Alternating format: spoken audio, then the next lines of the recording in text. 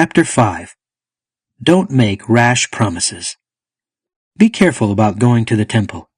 It is better to go there to learn than to offer sacrifices like foolish people who don't know right from wrong. Think before you speak, and don't make any rash promises to God. He is in heaven, and you are on earth, so don't say any more than you have to. The more you worry, the more likely you are to have bad dreams, and the more you talk, the more likely you are to say something foolish. So when you make a promise to God, keep it as quickly as possible. He has no use for a fool. Do what you promise to do. Better not to promise at all than to make a promise and not keep it. Don't let your own words lead you into sin, so that you have to tell God's priest that you didn't mean it. Why make God angry with you? Why let him destroy what you have worked for? No matter how much you dream, how much useless work you do, or how much you talk, you must still stand in awe of God. Life is useless. Don't be surprised when you see that the government oppresses the poor and denies them justice and their rights. Every official is protected by someone higher, and both are protected by still higher officials. Even a king depends on the harvest. If you love money, you will never be satisfied. If you long to be rich, you will never get all you want. It is useless. The richer you are, the more mouths you have to feed. All you gain is the knowledge that you are rich. Workers may or may not have enough to eat, but at least they can get a good night's sleep. The rich, however, have so much that they stay awake worrying. Here is a terrible thing that I have seen in this world. People save up their money for a time when they may need it, and then lose it all in some bad deal and end up with nothing left to pass on to their children. We leave this world just as we entered it, with nothing. In spite of all our work, there is nothing we can take with us. It isn't right. We go just as we came.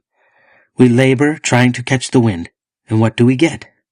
We get to live our lives in darkness and grief, worried, angry, and sick. Here's what I have found out. The best thing we can do is eat and drink and enjoy what we have worked for during the short life that God has given us. This is our fate. If God gives us wealth and property and lets us enjoy them, we should be grateful and enjoy what we have worked for.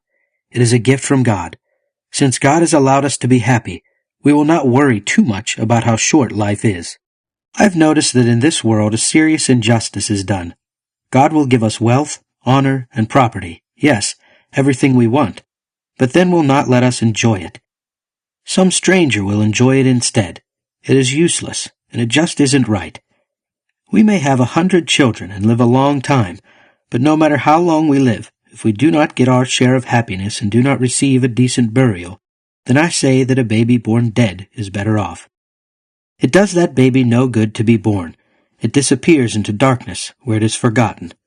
It never sees the light of day, or knows what life is like, but at least it has found rest. More so than the man who never enjoys life, though he may live 2,000 years. After all, both of them are going to the same place. We do all our work just to get something to eat, but we never have enough. How are the wise better off than fools? What good does it do the poor to know how to face life? It is useless. It is like chasing the wind. It is better to be satisfied with what you have than to be always wanting something else. Everything that happens was already determined long ago, and we all know that you cannot argue with someone who is stronger than you.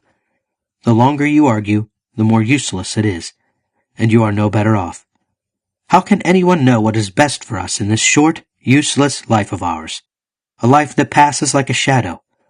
How can we know what will happen in the world after we die?